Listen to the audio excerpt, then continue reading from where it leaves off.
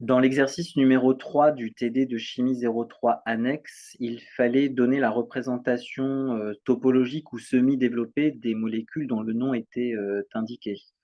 Donc on commence, toujours par la fin dans ces cas-là. On commence par exemple pour la molécule 3-éthyl de 4,4-triméthylpentane. On commence par dessiner une chaîne de 5 carbones. Vous ne mettez jamais les hydrogènes tout de suite, vous commencez par la représentation semi-développée. Donc chaîne à 5 carbones, pentane. On sait qu'il va y avoir 3 ramifications méthyl, c'est-à-dire 3 ramifications CH3, portées respectivement par les carbones 2, 4 et 4. Et enfin une ramification éthyle, c'est-à-dire CH2, CH3 ou C2H5, portée par le carbone numéro 3. C'est ce que j'ai fait ici dans le corrigé. Vous voyez, j'ai mis 1, 2, 3, 4, 5 carbones. Euh, 3 ramifications méthyl, CH3, CH3, CH3. J'ai pris le pli de numéroté de la droite vers la gauche, carbone 1, carbone 2, carbone 3, carbone 4. Donc j'ai bien mis une ramification méthyl sur le carbone 4 et une autre ramification méthyl sur le carbone 4. Et une ramification éthyle, c'est-à-dire CH2, CH3, portée par le carbone numéro 3. Ensuite, ce qu'on peut faire sur la chaîne principale, je vous rappelle qu'on n'avait pas mis les hydrogènes tout de suite, ce ne sont que des carbones nus, c'est les compléter par des hydrogènes. Ce carbone, pourquoi est-ce que je lui ai mis 3 hydrogènes?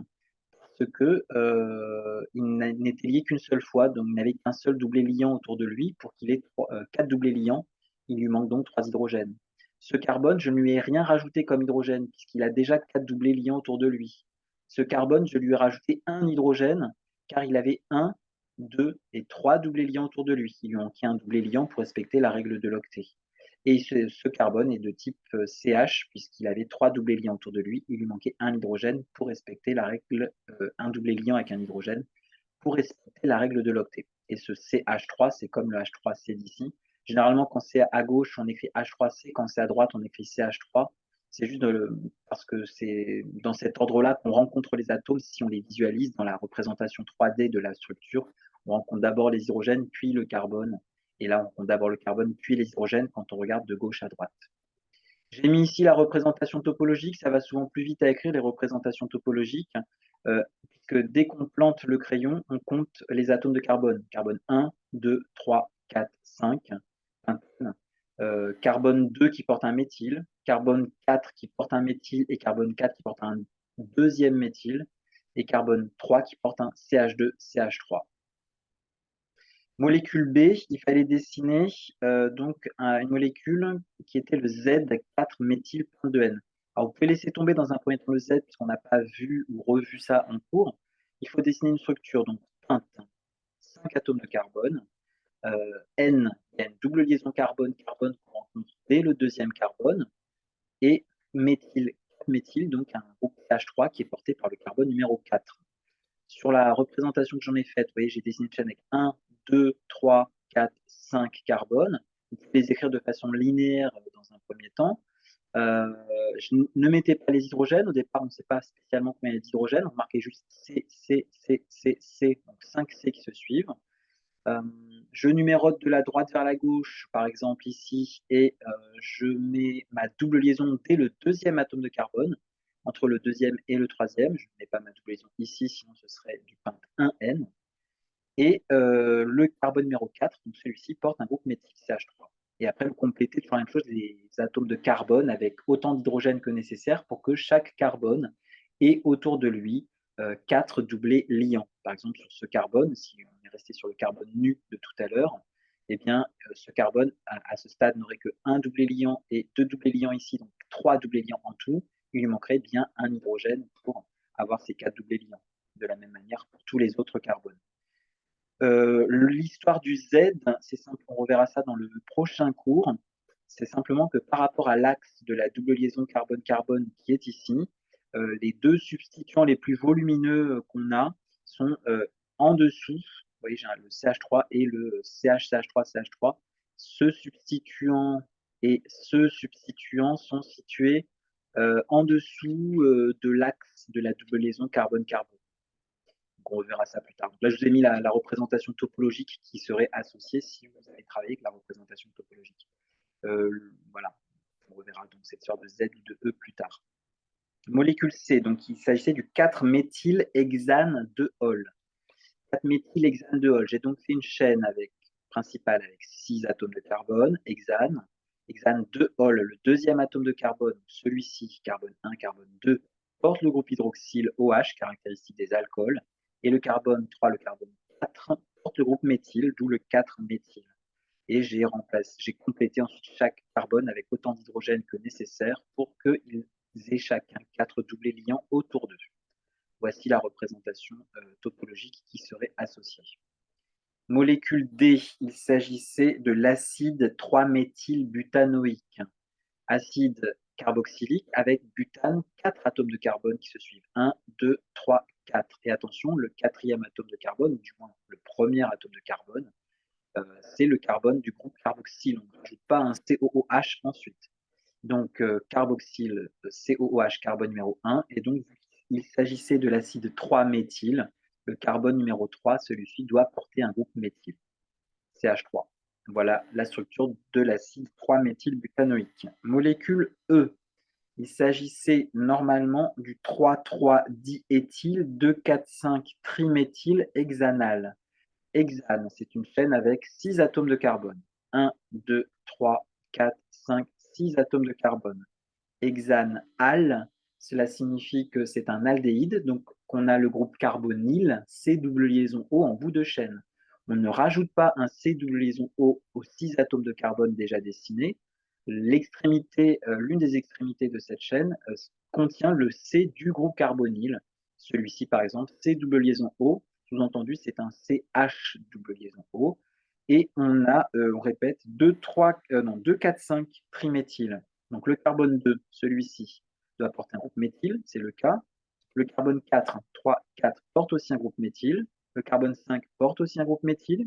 Et je dois avoir 2 groupes éthyles, puisqu'on parle de 3,3-diéthyl. Donc le carbone 3 porte un groupe éthyle, CH2CH3. Le carbone 3 porte un autre groupe éthyle, CH2CH3.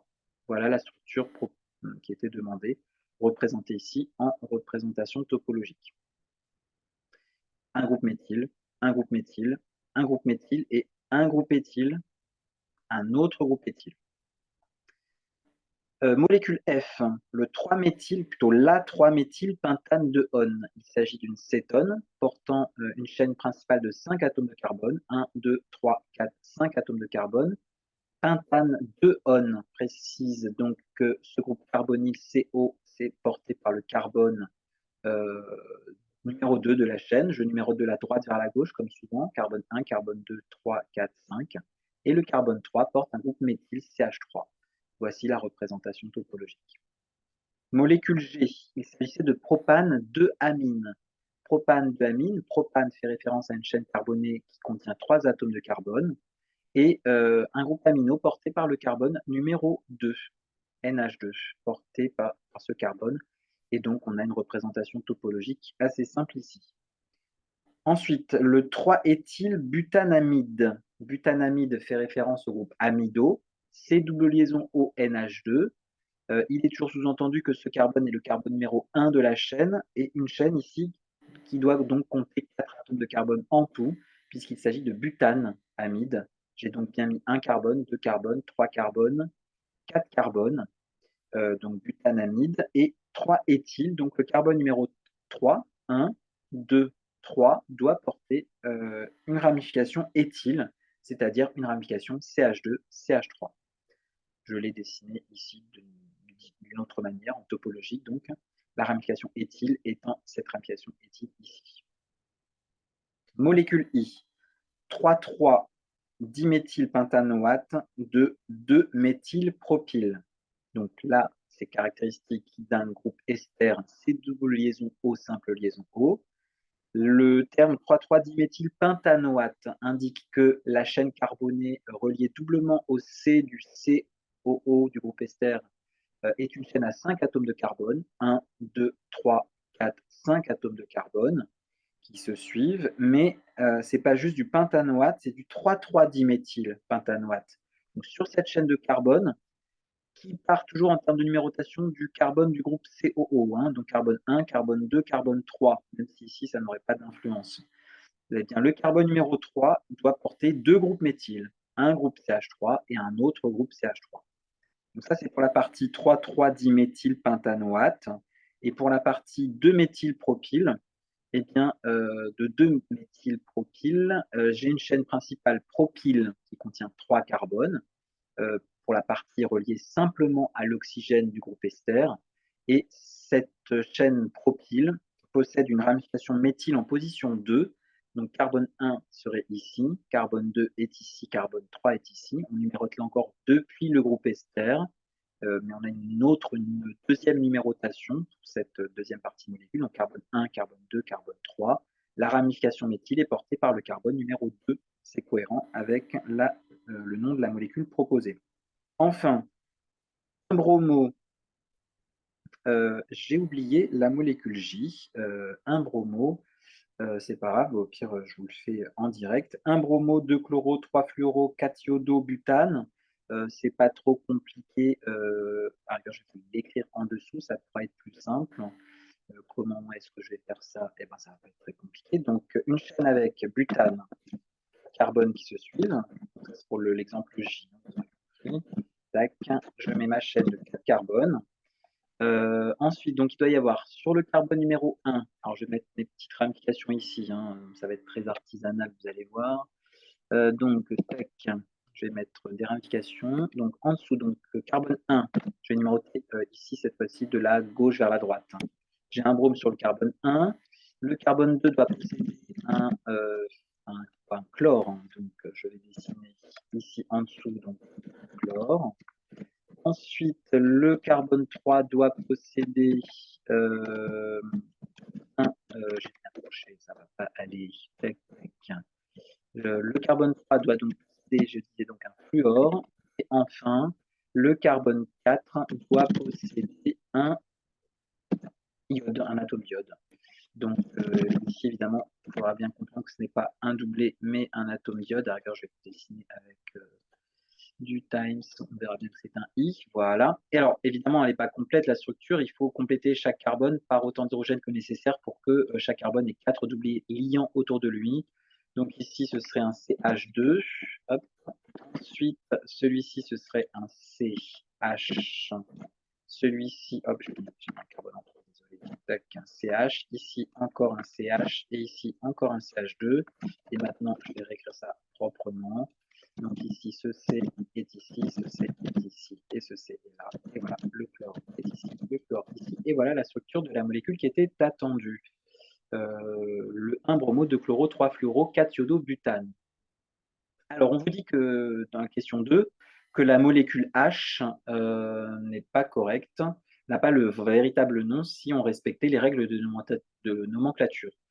Effectivement, la molécule H, je vous l'ai redessinée ici. C'était celle-ci, tac. Et effectivement, si on vous avait donné cette structure-là, en fait, la chaîne carbonée la plus longue, c'est une chaîne carbonée qui n'a pas 4 carbones comme le supposait butanamide, mais c'est une chaîne à 5 carbones. Donc effectivement, si on part de ce carbone, je peux arriver à avoir un deuxième, un troisième, un quatrième et un cinquième carbone qui sont reliés les uns à la suite des autres sans que je lève mon crayon. Sur la représentation topologique, ce serait ce carbone 1, carbone 2, carbone 3, carbone 4, carbone 5. Donc le nom officiel, en réalité, de cette structure n'est pas celui indiqué dans la question 1, mais vu que c'est une chaîne avec 5 carbones, c'est du pentane, amide, et on a donc une ramification méthyle ici, CH3, portée par le carbone numéro 3, d'où le nom de 3-méthylpentanamide.